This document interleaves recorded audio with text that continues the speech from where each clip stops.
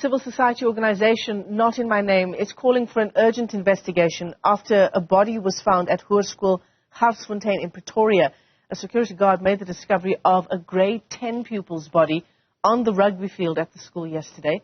Counting MEC for Education, Matuwa Chilwane, says they're now awaiting the post-mortem results from police, but can't rule out foul play at this stage. Chilwane also revealing that the pupil's parents have confirmed that she was home at midnight on Monday before she disappeared. Let's unpack the story further. We're joined by Not in My Name, Themba Masango joins us this morning. Themba, incredibly worrying story this.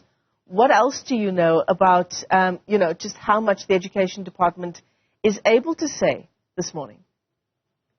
Definitely worrying and saddening and scary at the same time, because what is happening now is that a lot of questions are being raised and very little answers are being given at the moment.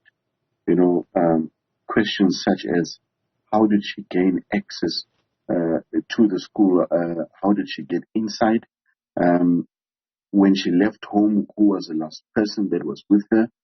And, the security at the school, if you go to the school, you actually see that there's actually a very secure school. And for her to be found at the school at that hour when her parents are saying that, at 12 o'clock she was actually home. And,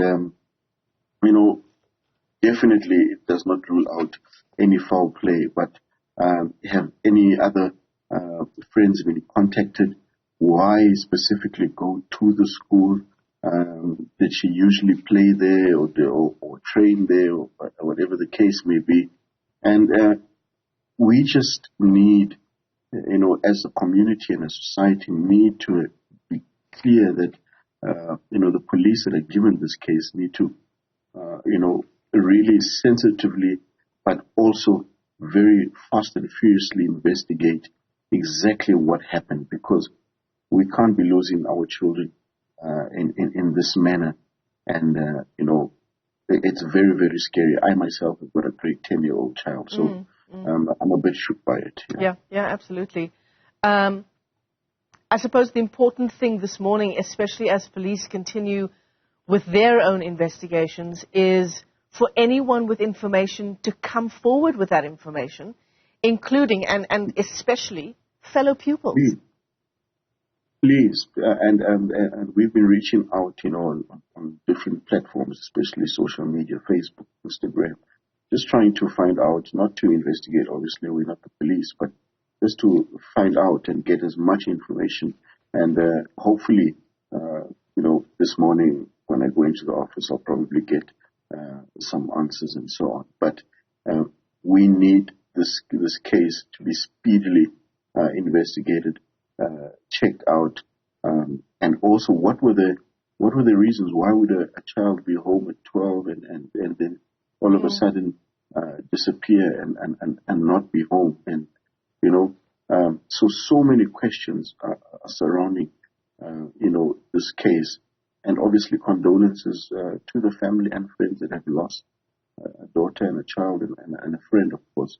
And as much as we're being sensitive about it, we need to really ask hard questions, because schools are going to be opening soon, and we don't want a situation where the school is still a crime scene when schools are going to be opened.